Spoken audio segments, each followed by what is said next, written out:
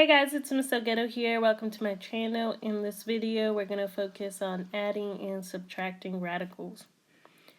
Before we can get started, we're going to go through the steps real quickly. The first step is to simplify all the radicals if you can. Step 2 is to identify radicals with the same index in radicand, or in other words, like terms. And then step 3 is to add or subtract coefficients and keep common radicals. Let's take a look at the first example, negative 2 square root of 27 minus the square root of 18.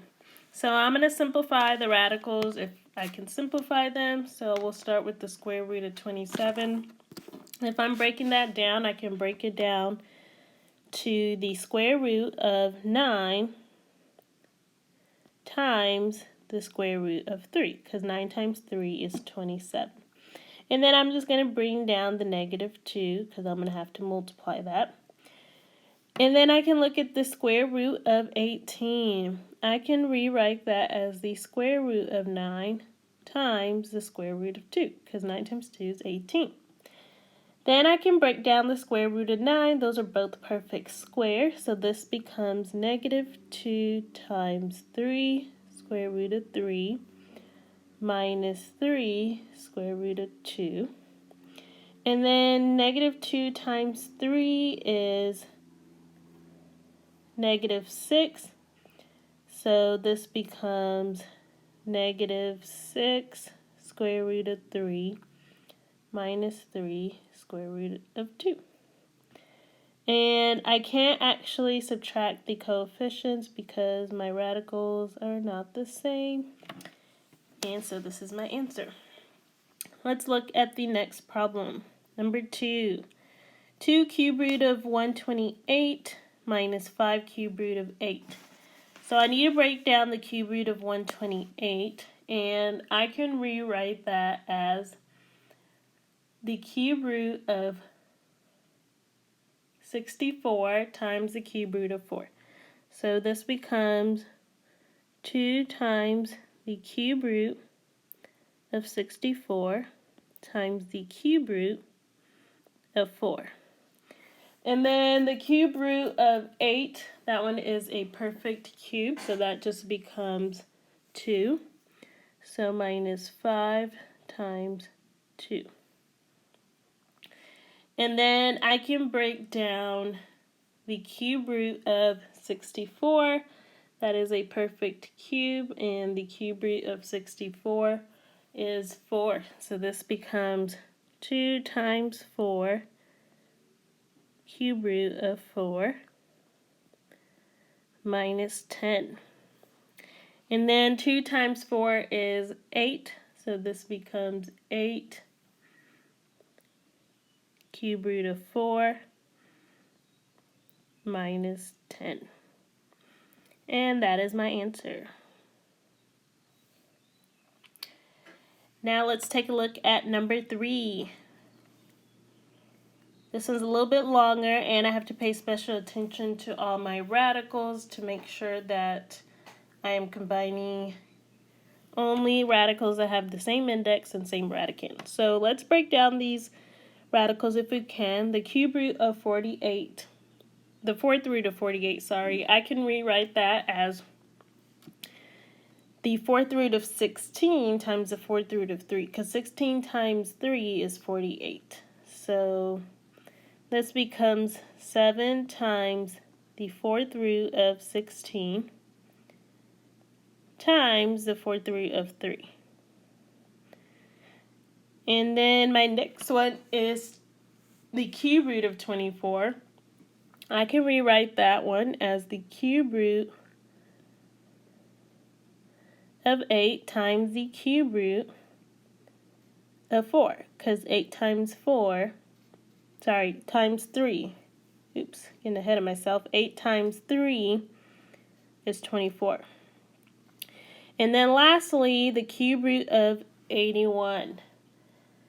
I can rewrite that one as the cube root of 27 times the cube root of 3. So now that I've rewritten all my radicals, now I need to go through and simplify the ones that I can, all the perfect fourths. So 4th root of 16, that one's perfect. Cube root of 8, that's perfect. Cube root of 27, that's perfect. So this becomes 7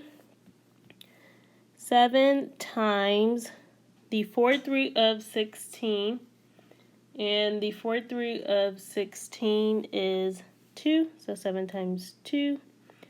4th root of 3 minus 2 times 2 cube root of 3, and then plus the 3 times the cube root of 27, which is 3, times the cube root of 3.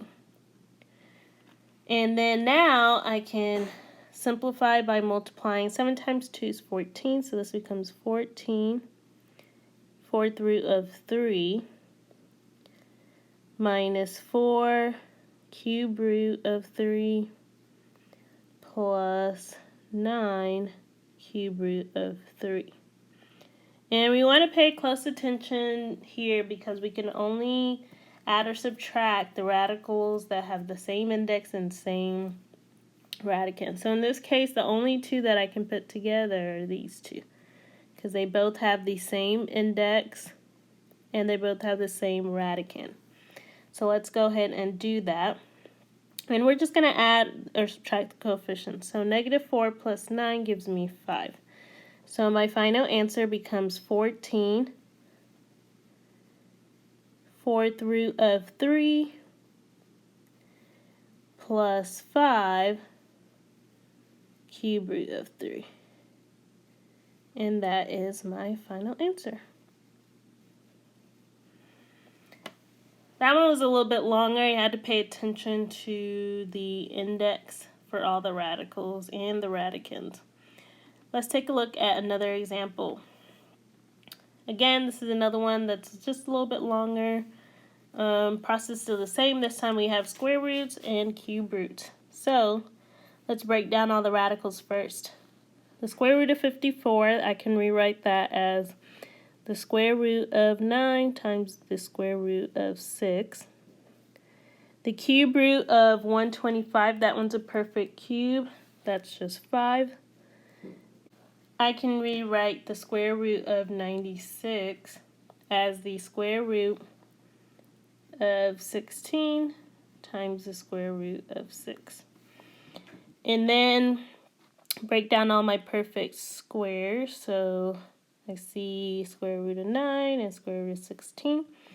So this becomes 5 times 3 square root of 6 plus 5 minus 4 square root of 6. And 5 times 3 is 15, so this is 15 square root of 6 plus 5 minus 4 square root of 6.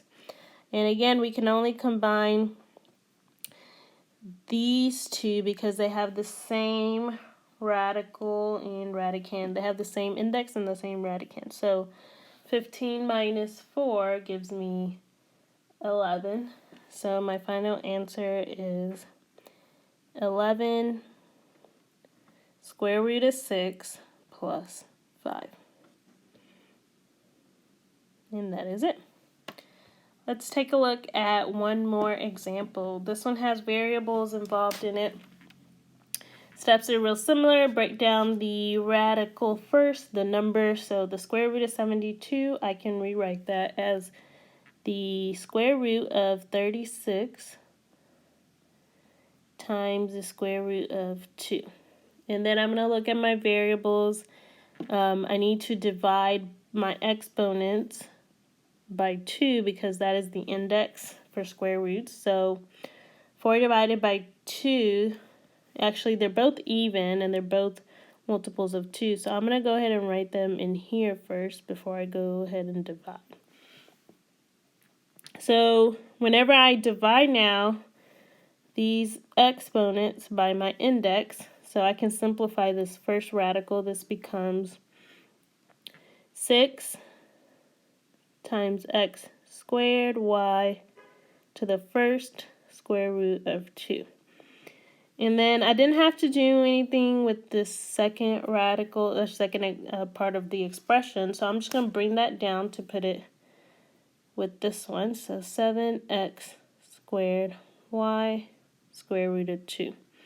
And you'll notice how both of these have the same variables and the same radicand and the same index. So these are technically like terms, and I can combine these together and add the numbers. So whenever I add 7 plus 6, that gives me 13. So my answer is 13 x squared y square root of 2. And that is it. Thank you for taking the time to watch this video. Hope you found it to be helpful and useful.